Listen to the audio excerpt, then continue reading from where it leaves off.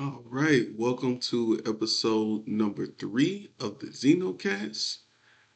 I am your host, Clayton R. Zeno, and on today we're going to be talking about compounding, right? More specifically, the concept of compound interest. I'm going to be talking about the OG of compounding, Warren Buffett, and also I'm going to give you some real life examples of why a lot of people with poor mindsets don't really like the concept of compounding, right? So, first off, let me get started talking about the OG right here, Warren Buffett. As many entrepreneurs know and many business people know, Warren Buffett started investing at the tender age, at the senior age of 10 years old, right? Most of us, are learning, other forms of math, probably got our first video game by that time, maybe interested in the other sex, for the first time around that time. This man here, he was doing something that was unprecedented, even in today's time for 10-year-olds, yet alone, 60, 70 years ago for a 10-year-old to be that far into investing and that far into learning about the stock market, and that's what has led him to his current net worth, which is well over $100 billion. Just in the news recently stepped down, or will be stepping down, I think, at the end of the year, from Berkshire Hathaway, which is not a company. Now, most people that don't really know about Warren Buffett that much just knows he's just rich. They don't really know um, he's not the person that had started these multiple businesses. He's a lifelong investor. He's invested in business. He's brought companies up and have made them extremely wealthy. And studying companies, understanding the system, also understanding the stock market and how it flows. He has been somewhat of a godsend for any entrepreneur, any business person over the last 50, 60 years. Buffettology, which is one of his best books, in my opinion. I've read snippets of it. I will be possibly reading it towards the end of the year. I got a couple more books to get past. But for the most part, his whole thing is compounding, right? Being patient, not jumping too early off the bridge, studying things, understanding, hey, sometimes it's going to be ebbs and flows. Sometimes the market's going to be super down. Doesn't always mean you should sell. Sometimes when the market is down, you should buy up everything because eventually, and sometimes, like in now, this year, the markets were pretty down about 2 months ago with the whole Trump and tariff China thing. Now the markets have not only recovered, they're projected to do immensely well over the next 3 to 5 years.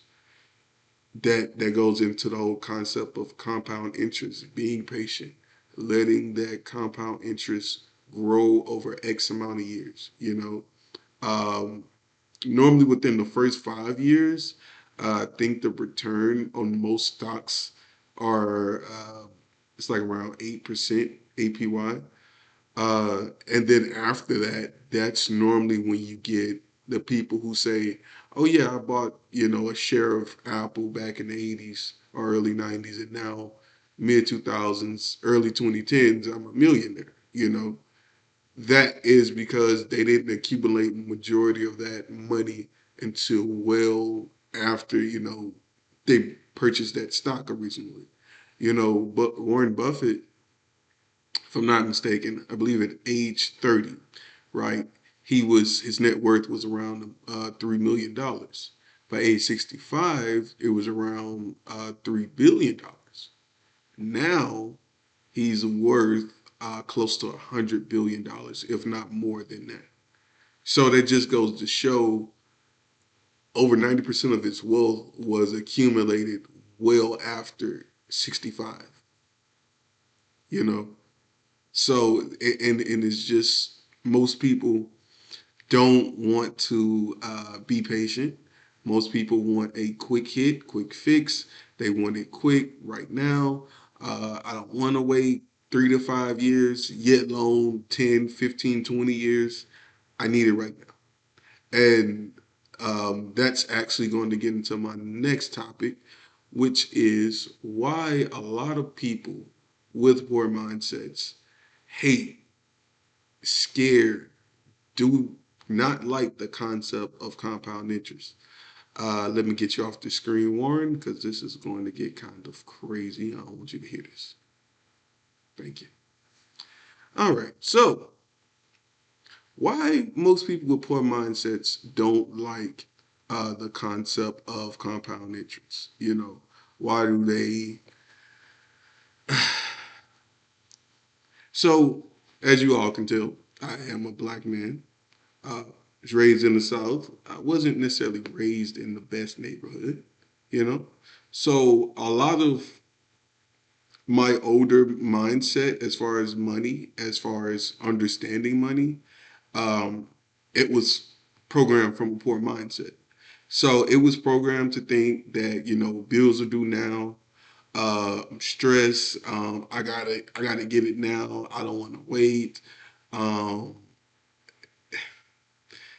Not only was it programmed mentally, it's programmed in your environment, right?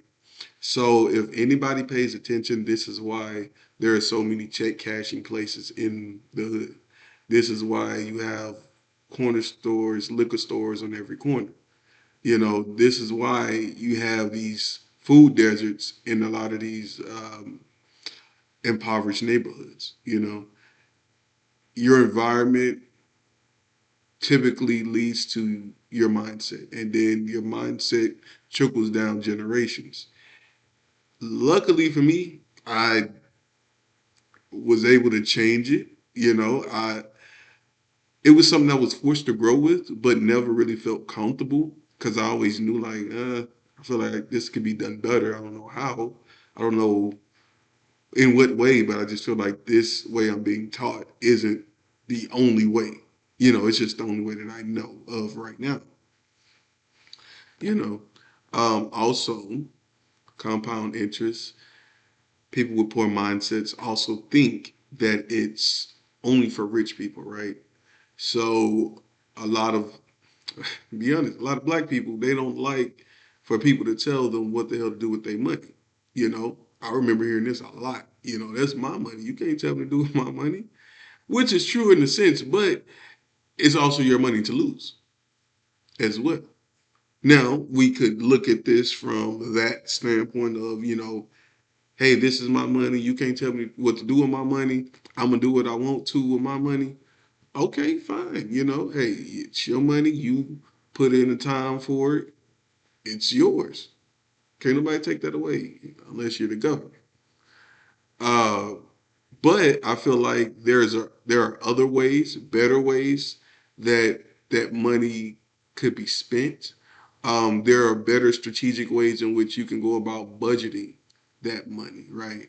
So you won't have to have um, times where you're not able to have that kind of money and you need it, or you need an extra 20 or 40 or $50, and you have to go borrow it from a loan place, right?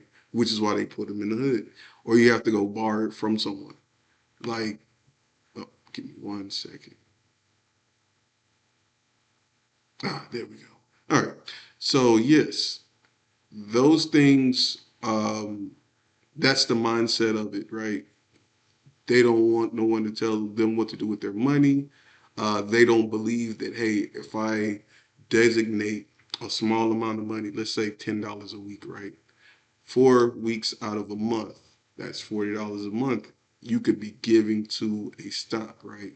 To let it build, let it compound over X amount of years, you know? And let's just say if you don't do it every month, let's just say if you do it every other month, that $40 every other month times six, that's $240 you've already invested into a stock, or you can split it up. That could be 120 in one stock and 120 in another. And if you just let that build, right? And if you do that for the next 3 years, the returns that you could receive could literally change your life. And the knowledge that you're receiving from understanding, and as you go along, putting that money into those stocks, looking at those stocks, not touching the money, you're just putting that money because you actually designated a certain allotted amount of money to go into that stock. A lot of people, they don't want to get rid of certain things, right? So let's just say if you like going out to the club, and nothing's wrong with going out to the club or a bar on the weekend, you could spend a very small amount of money and still enjoy yourself. You don't have to necessarily spend this 100, 200, 300, $400 that you really don't have to spend. You're taking away from other things, even sometimes your bills, just to go out and say I had a good time. And I was never into it, and especially as I got older, I stayed away from it. Especially now, I understand. Hey, even some things that I done back in the day, I don't necessarily do because hey, I need that money to be sent or pushed to something else that's going to benefit me even more. You know, yeah, for a moment it might feel good or it might be like, oh, we had a good night. Yeah, but after that night, what's the next? Like, what can we take from that night and program into the rest of our lives to actually give us higher returns, and so we could take that money and put into other things. So, and that's another thing about money. A lot of people would mistake how I speak for money as far as what money could do. They might think that money is ruling me, and it's not. You know, it's me understanding what money could do, right? As far as a tool, me understanding that, hey, even the money I've made from my previous job, I use that to help fund, what I'm doing now. Literally, the item that I'm using to record, has, was funded from that. The light that you guys see, it was funded from that.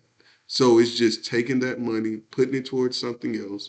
Also taking other money and putting it towards investments, putting it towards certain stocks, putting it in a high yield savings account that's going to grow over time. It's all about being patient and growth. A lot of people need it right now. A lot of people want that quick hit right now. And I'm telling you, as a person that has lived that life, it's always going to come back on you, or you're going to stay in that same vicious cycle. It is what it is, man. Let me see here. Um, yeah. So essentially, compounding is it is money growing over time, but more so, the core idea of compounding is patience, right? Patience, being patient, waiting, not going out, effing out the money, going buying, wigs and all kind of crap that we don't need, that we let poison our lives, right? Um, and I've seen this stuff my whole life. People go out and not only parties, but just unnecessary stuff. Like even when it pertains to children, right? Buying your kids certain things that they really don't need and not putting that money into a certain account for them. 401k for your children, letting that grow. Hell, even just getting them a high yield savings account and letting that grow. Um, it's all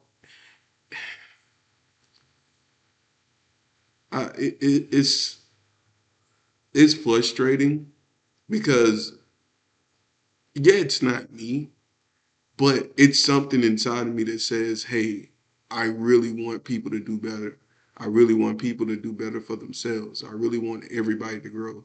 I don't want to just take the knowledge that I have, keep it to myself, and just grow myself. Like, no, I want everyone to grow. I want everyone out there to understand, like, it's so many ways that people can come up and really change the trajectory of not only their lives, but their children's lives, their grandchildren's, their great grandchildren's lives. But until we understand that a lot of things that we do that we think are not harmful or extremely harmful, we will kind of be stuck. We will kind of be at this place where we would rather argue and bicker about things that don't matter, about what one person said or what one person did or what one person wore, instead of actually sitting down, even individually or amongst each other, and working these things out and saying, hey, we need to understand these financial things, right? We need to understand, for one, the mindset. What's a poor mindset? What's a rich mindset? Okay, once you get past that, understanding compounding, understanding how money is a tool, right? Understanding what's going on in the world to see, like, okay, if we put all our time and energy into, let's just say, AI, and understanding the systems that AI could build, everyone would be more beneficial. You wouldn't have people online saying they don't want to pay for student loans, or they not doing this, or they don't got nowhere to go, or they getting kicked out. We need to put our time on something that's more valuable, right? Because as I've learned in the past couple years, time don't wait for nobody. It seems like yesterday I was just 17. Like, I'm 30 now. Like, time ain't playing. Time will pass your ass by. Real talk. I've seen it, man. I've seen people pass away that I not necessarily didn't think would pass away, but I didn't think it would happen that quick. And they were here one day, and next day they're gone. And it's a lot of things that they didn't get a chance to correct or even understand, that they will never get that opportunity again. So understanding that, hey, this life will pass us by. I'm 30. I don't want to waste the next 30 years of my life. I feel like I've wasted a number of my life, even though you really can only count past 18. I'm not wasting no more time. And I would advise anyone that could possibly be listening to this, stop wasting time, man. Understand, like, yo, it's money to be made out here. It's things to be accomplished. Over the next 20 to 30 years, if you put that time and energy into that, you will be fine. You'll be well past financial freedom, right? You will be in a point where you're putting other people in the position so they can have financial freedom. So they won't have to necessarily rely on just going to work, clocking in, clocking out. Yeah, it's something that we all have to do at some point, but there is another level to all of that, right? It doesn't mean you have to go your whole life, or at least majority of your adult life, doing that. We all have to do it for a point of time, but that doesn't have to always be forever. Eventually we have to start learning other things. We have to start putting our mind, our energy, and our time into other things, other avenues. But, some people don't want to go, and you can't make everybody go. You can only lead the water, lead the horse to the water. You can't make them drink, right? So that people have led me to the water. Now I'm drunk, I'm trying to lead other people to that same water so they can start drinking. So we can all be on the same page here. So, in conclusion, um, excuse me.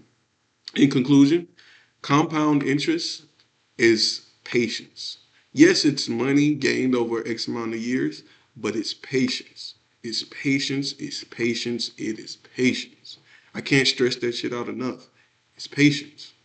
Compound interest is patience, people. And that's the biggest thing. Patience. You can't let what everybody says, you can't let when people scream and the world's gonna what we gonna do? F all that. Be patient, stay grounded, stay, paying attention to what's going on, but you don't always have to react so quickly. You know what I'm saying? You don't always have to react at the first time that someone yells and screams that we're going to hell. Be patient, pay attention, stay grounded, and compound interest will be your best friend. I guarantee it. So, thank you guys for listening today. I will be back with a fourth episode later this week. Thank you so much and enjoy the rest of your day.